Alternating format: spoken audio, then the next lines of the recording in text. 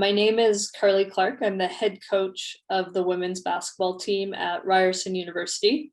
I'm also an assistant coach with our Canadian Women Olympics basketball team. So we're preparing for summer ahead, hopefully in Tokyo this time around, since we were delayed last summer.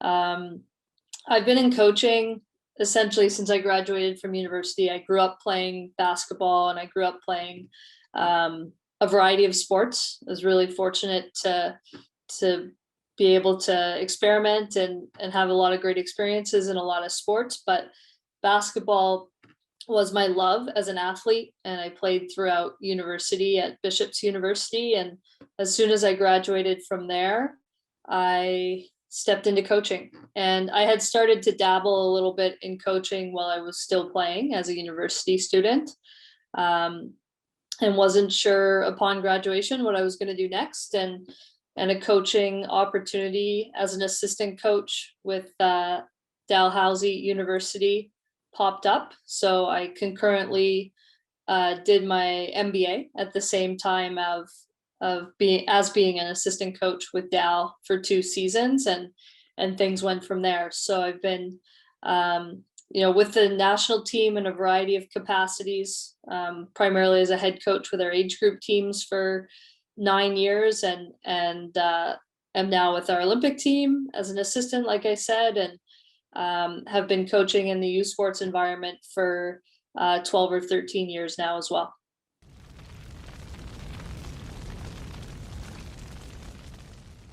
I mean, it's a great question. I'd start by saying I've been at Ryerson for 9 years now, and I can proudly say that our institution has taken great pride and made it a priority for our men's and women's programs to be on equal footing. And, having been part of programs where that isn't always the case, I can speak firsthand and have firsthand experience of the difference that can make, both for feel of appreciation and how it feels to be a member of an institution, but also the support for you to be able to build a successful program and to achieve success in a variety of different areas. And I know that that's not the same everywhere as to how the environment is that we have at Ryerson. And you spoke to the NCAA situation. A lot of their sporting situations, particularly in the Power 5 conferences, it's a whole different world with the finances that are there to support. And it's certainly been disappointing to see the discrepancies that the governing body in the NCAA led throughout the men's and women's basketball tournament, and more so, I think the massive disappointment has been the response once being exposed. So I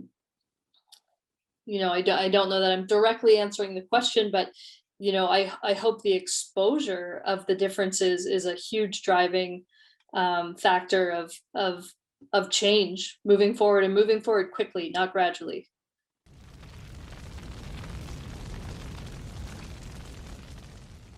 As a coach, I think the first thing that we've tried to do with our program is to build an environment and create a forum for these conversations to happen amongst our team. To create a willingness and again a safe environment for differing opinions, and having an open-mindedness for hearing different perspectives and trying to unpack those as a team, to try and develop the skills both for us as a staff and for our student athletes to find a footing for something they feel passionate about.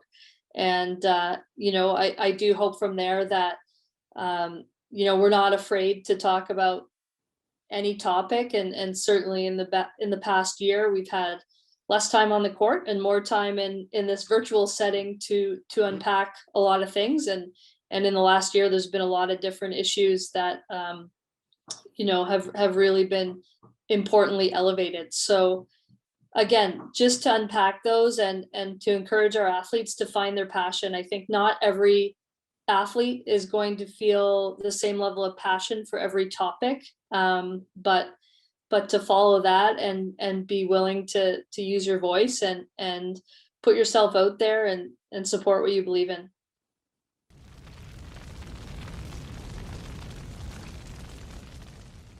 I was thinking about this question, and I'm not sure if it's the media directly that portrays women's sports as less exciting, or whether they're just guilty of not putting enough women's sport content out there. And, subsequently that's been the perception by narrow-minded fans that it is less exciting. And, my first thought would be that, I would challenge every fan out there to tell me exactly what it is that makes women's sports less exciting. And I think, you're gonna maybe get a couple answers that, may have some value, but ultimately I think that it's a lot of fluff that's being hidden behind. And the truth is that, there's a lot of talk, but there's way less action. And if some people and media companies step up and take some action and don't just make an immediate dollar-driven decision, but can have some foresight and long-term thinking and understand the value that can be associated, both dollar value and much larger positive impact on the greater community to publicize women's sports. I think a lot of those opinions would change really quickly. We've seen that all over social media this weekend. The women's basketball Elite Eight just finished. UConn versus Baylor, Stanford versus Louisville, two like incredible basketball games that had really high viewership and are featuring athletes that are leaders in the NCAA and in how many followers they have. So there's evidence there that people are interested in what those women athletes are doing if we just get the content out there.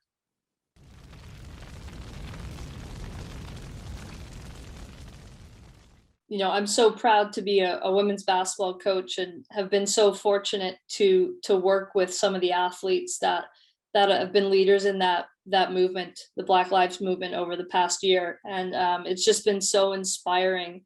And, it's just another great example of, women acting with courage and following what they believe in. And, what the WNBA has done so right is that they've given their athletes the space and the platform and the voice they deserve. And, have appreciated their athletes for being far more than athletes and being, advocates, allies, tremendous people who are also athletes, and allowing them to use that platform. So I think, that's the best example for every sport. And I think that's the key for the WNBA's success to continue to grow, both in supporting issues like the Black Lives Matter movement, but also in just creating the platform for the athletes to use their voices, just to give them space and understand that they're far more than an entity that gets wins on a basketball court.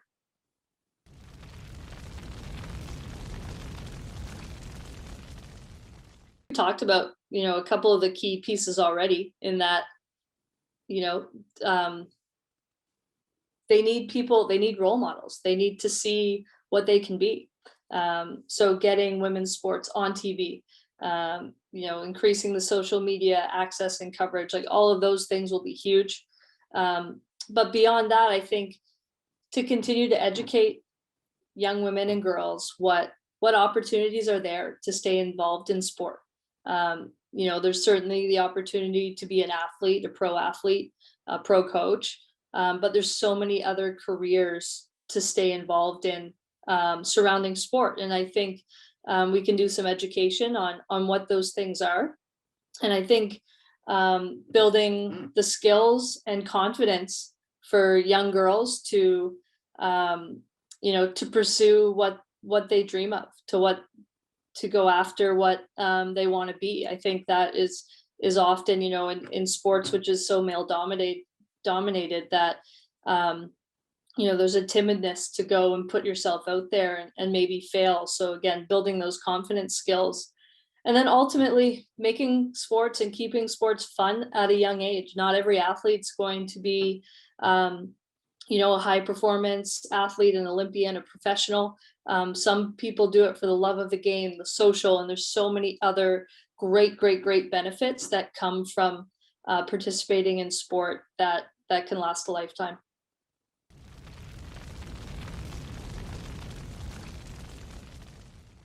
Openness, maybe, and openness to change is a 3-word answer, but probably something on that path of willingness and openness.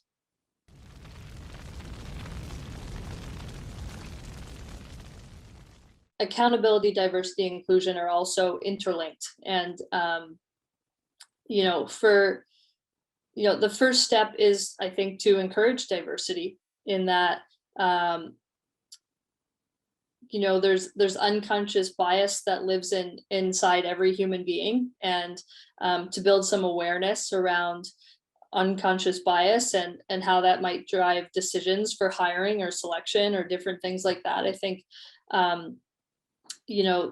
building those skills will help increase diversity, but that's not enough. Inclusion is the real thing, and that's to understand and appreciate the value that is brought from differing opinions and backgrounds, and the diversity that you add to an environment. And inclusion is really developing a sense of belonging when you do have a diverse environment, and making sure everyone feels welcome and included and valued and appreciated, and understanding the synergy that can be developed off of those different backgrounds and experiences. And then, from an accountability perspective, I think there's a level of self-accountability to be leaders in diversity, inclusion, and then there has to be a willingness to be held accountable externally as well. I think one of the barriers to making real change is potentially being afraid to go first, or to really to be a leader and not wanting to mess up diversity and inclusion, and ultimately doing nothing or being tentative is just as harmful. So being willing to hear feedback, to be told you're wrong along the way, and continue to learn and figure it out. I think all those 3 things together can lead to a really successful environment.